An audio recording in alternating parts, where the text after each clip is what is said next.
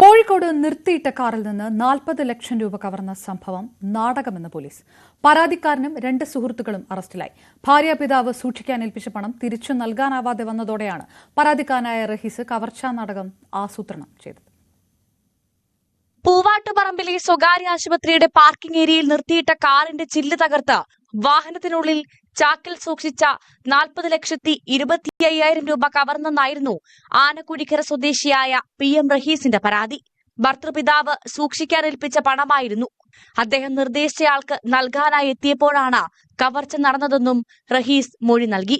സ്കൂട്ടറിലെത്തിയ 2 പേർ 2 പൊതികളുമായി കാറിനടുത്തു നിന്നും പോകുന്ന CCTV ദൃശ്യം ആശുപത്രിയിൽ നിന്നും ലഭിച്ചിരുന്നു. ദൃശ്യങ്ങളിൽ പണച്ചാക്കില്ലാത്തതിനാൽ തന്നെ പരാതിയിൽ പോലീസിന് സംശയം തോന്നി.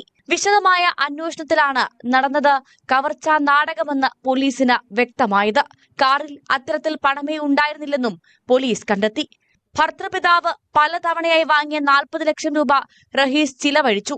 പണം തിരിച്ചു നൽകാൻ കഴിയാതെ വന്നതോടെയാണ് കവർച്ചാ നാടകം ആസൂത്രണം ചെയ്തത്. 90,000 രൂപ പ്രതിഫലം നൽകിയാണ് സുഹൃത്തുക്കളായ സാജിദ്, ജംഷീർ എന്നിവരെ കൂടെ കൂട്ടിയത്. അന്വേഷണം തനിക്കെതിരെ തിരിയുന്നതായി മനസ്സിലാക്കിയതോടെ റഹീസ് പരാതി പിൻവലിച്ചെങ്കിലും വഞ്ചനാക്കുറ്റം രജിസ്റ്റർ ചെയ്ത് കേസുമായി പോലീസ് മുന്നോട്ട് നീങ്ങുകയായിരുന്നു. റഹീസിനെ സംബന്ധിച്ചിടത്തോളം കേസ് പരാതി ഇയാൾ കൊടുത്തിരുന്നെങ്കിലും ആ കേസ് മാറ്റി ഞങ്ങളൊരു ചീറ്റിംഗ് കേസാക്കിയിട്ട് മാറ്റിയിട്ട് ഈ കേസ് തുറന്ന് അന്വേഷിക്കും. സാധാരണഗതിയിൽ ഇവരെ ധാരണ ഇങ്ങനത്തെ പണം നഷ്ടപ്പെട്ടാൽ പോലീസിന് കേസ് ഉണ്ടാവില്ല, അല്ലാതെ ഒരു പെറ്റീഷനായി തീർക്കും എന്ന രീതിയിലാണ്. അങ്ങനെയാണെങ്കിൽ പിടിക്കപ്പെട്ടാൽ തന്നെ 5-6 മാസം കൊണ്ട് പൈസ കൊടുത്ത് തീർക്കാം എന്നൊരു ധാരണ ആവശ്യമായിട്ടാണ് ഇത്തരം പരിപാടിയായിട്ട് മുന്നോട്ട് പോകുന്നത്. എന്നാൽ അത്തരം ചിന്തകൾ കട്ട് ചെയ്യുകയാണ്.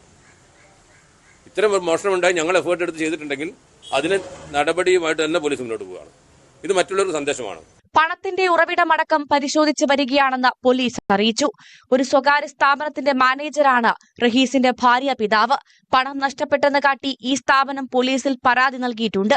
കോഴിക്കോട് നഗരത്തിൽ സർവീസ് നടത്തുന്ന സ്വകാര്യ ബസിന്റെ ഉടമയായ റഹീസ് വാഹന കച്ചവടം അടക്കമുള്ള കാര്യങ്ങളിൽ ഏർപ്പെട്ടു വരികയാണ്.